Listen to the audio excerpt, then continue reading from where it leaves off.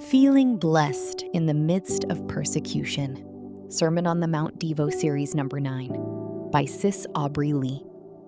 Pinagpala ang mga inuusig nang dahil sa kanilang pagsunod sa kalooban ng Diyos, sapagkat kabilang sila sa kaharian ng langit. Pinagpala ang mga nilalait at inuusig ng mga tao at pinaparatangan ng lahat ng uri ng kasamaan na pawang kasinungalingan nang dahil sa akin. Magsaya kayo at magalak sapagkat malaki ang inyong gantimpala sa langit. Alalahanin ninyong inusig din ang mga propetang nauna sa inyo. Mateo 5:10-12. Nakaranas ka na ba ng pag-uusig dahil sa iyong pananampalataya? Kung ikaw ay tunay na Kristiyano, makakaranas ka talaga ng persecution dahil nakikita nilang iba ka na sa kanila. Hindi ka na katulad ng dati. Meron ka ng pagbabago at hindi sila komportable sa pagbabago na iyon sa'yo.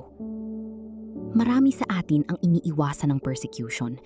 May iba na initatago yung pagiging Kristiyano nila para walang makomment yung ibang tao. Yung iba naman, puro mga Kristiyano na lang ang kinakaibigan para walang tension. Pero ang katotohanan ay nandito tayo sa mundo upang maging salt and light, para maging iba sa mundo in a positive way. Tayo yung mga may ilaw sa puso na nagwawaksi ng kadiliman. Yung mga asin na nagpe-preserve ng righteousness at nagpe-prevent ng moral decay sa mundo. Hindi ito dapat itago. Let your light shine in the darkness. And as you do this, be prepared din sa persecutions. Pero kung tutuusin, wala pa sa katiting ng nararanasan ni Jesus na pag-uusig ang nararanasan natin ngayon. Kung titignan natin sa Bible, nakaranas si Jesus na hindi tanggapin at paniwalaan, pati mismo ng kanyang pamilya. Naranasan niyang paratangan na ang kapangyarihan niya ay galing sa kalaban ng Diyos. Naranasan niyang ipagkanulo ng isa sa mga kaibigan niya. Itatwa ng taong nagsabing kahit hanggang kamatayan ay hindi siya itatatwa. Naranasan niyang pagtawanan, saktan, bugbugin, at patayin ng mga taong iniibig niya.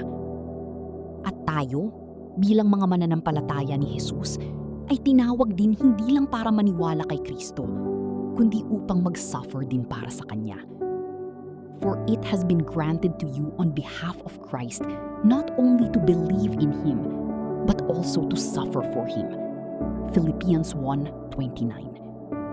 At ang command ni Jesus sa Beatitude na ito, magsaya kayo at magalak dahil malaki ang gantimpala niyo sa langit. Posible bang magsaya at magalak kahit pinapersecute ka? Sa mga Gawa 5:41-42, kinukwento dito ang response ng mga apostol ni Jesus sa pag-uusig na nararanasan nila.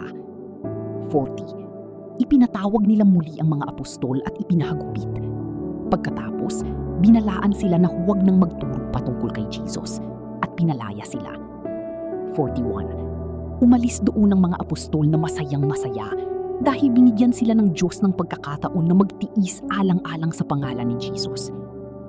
Posible pala na magsaya kahit inuusig ka?